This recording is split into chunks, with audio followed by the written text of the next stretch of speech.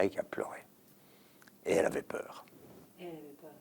Oui, bien sûr, forcément.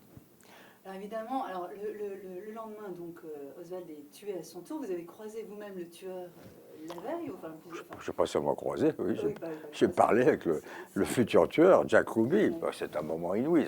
C'est ce qui fait d'ailleurs que je ne m'en suis pas vanté, mais quand même, c'est un moment dans ma vie de journaliste extraordinaire. Bon, je n'étais pas seul, il y a beaucoup de journalistes qui l'ont rencontré, mais la plupart des Américains. Un confrère français qui était là, à qui je rends hommage dans mon livre d'ailleurs, François Pelou. Bon, ben voilà, on est là, c'est la confusion, il descend, il remonte, il y a les policiers, il y a toutes sortes d'informations qui arrivent, c'est un foutoir, comme on dit familièrement. Au milieu de tout ça, non, en gros, l'humanité à l'intérieur de cet immeuble, de ce commissariat, est composée exclusivement de policiers et de journalistes.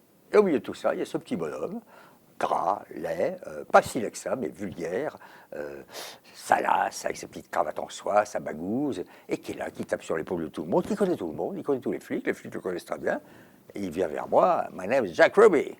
Hein, je m'appelle Jack Ruby, il me tend cette carte de visite de la boîte de nuit dont il est le patron, qu'il a fermé évidemment en signe de deuil.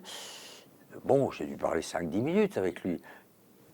Et il ne parlait pas qu'avec moi, il parlait avec tout le monde, il connaissait très bien la presse locale. C'est un homme qui se baladait dans les salles de rédaction et dans le commissariat de police comme chez lui.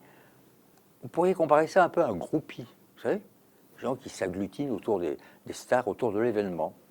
Et donc, qui pouvait imaginer, pouvais-je imaginer en le voyant, qu'il allait le lendemain matin tuer Oswald, simplement quand même, je me souviens très bien parce que j'ai gardé quelques-unes de mes notes, j'ai écrit sur mon carnet, qu'est-ce qu'il fout là? Qu'est-ce qu'il faisait là?